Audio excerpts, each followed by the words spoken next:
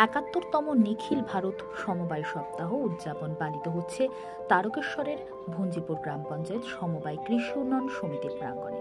Tarakeswar block সমবায় সমিতি সমূহ উদ্যোগে 18 থেকে 20 নভেম্বর পর্যন্ত চলবে এই অনুষ্ঠান, যা মূল ভাবনা হচ্ছে বিকশিত ভারত নির্মাণে সমবায়ের ভূমিকা, যার আনুষ্ঠানিক উদ্বোধন করলেন তারকেশ্বর বিধানসভার বিধায়ক রামেন্দু সিংহ রায়।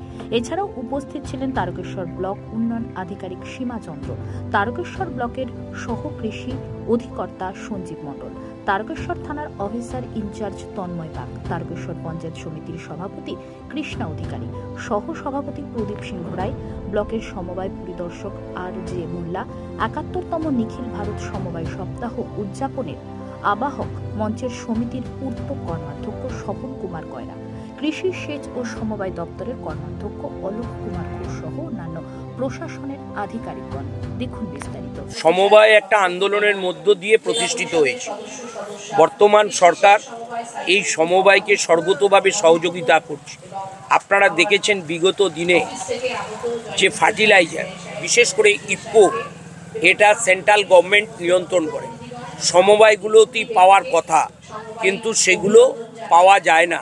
কিন্তু পশ্চিমবঙ্গ সরকার অনেক আগে থেকে সেন্ট্রাল গভর্নমেন্টকে তার রিকোয়ারমেন্ট দিয়ে এবারেতে অনেকটা পরিমাণ ইফকো আনতে পেরেছে, এবং পশ্চিমবঙ্গ সরকারের কৃষি বিভাগ এই সমবায়ের মধ্য দিয়ে কৃষকদেরকে ট্রেনিং দিচ্ছেন যে শুধুমাত্র ইফকোর ওপর নির্ভরশীল নয়, অন্যান্য যে সার আছে তার উপরও নির্ভরশীল হন, তাতেও প্রোডাকশান সমানভাবে হবে। এবং সমবায় একটা হচ্ছে স্বতন্ত্র সংগঠন। এখানেতে যে সমবায় আমানত যত বেশি বৃদ্ধি হবে, তারা পশ্চিমবঙ্গ সরকারের যে সেন্ট্রাল কোঅপারেটিভ ব্যাংক আছে তার মধ্য দিয়ে তাদের ঋণের পরিমাণটা বাড়বে, আর এই ঋণ কৃষকের কাছে যাবে। তার ফলে কী হলো, কৃষক একদিকে উপকৃত হলো, আর ঋণের পরিমাণ বাড়লে সেখান থেকে যে সুদটা, এটা হচ্ছে সমবায়ের পাওনা। তাহলে সমবায়ের অর্থনৈতিক শ্রীবৃদ্ধি ঘটল। তাই এই ৭১তম সমবায় সপ্তাহের যে তারকেশ্বর ব্লকের অনুষ্ঠান এই মঞ্জিপুরে হচ্ছে, সকল সমবায়কে আমি সেটাই জানালাম যে আপনারা আরও বেশি কর্মঠ হন, কৃষকদের মাঝে সমস্ত বিষয়গুলোকে তুলে ধরুন, আরও কৃষককে এই সমবায়মুখী করুন। আমরা বরণ করে নিচ্ছি।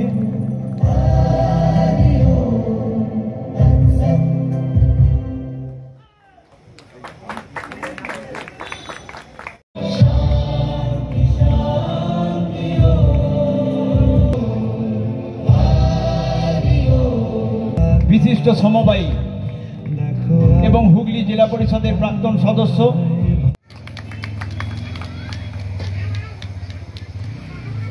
ব্যাচ উত্তরীয় ফুল এবং মোমেন্টো দিয়ে আমরা বরণ করে নিচ্ছি।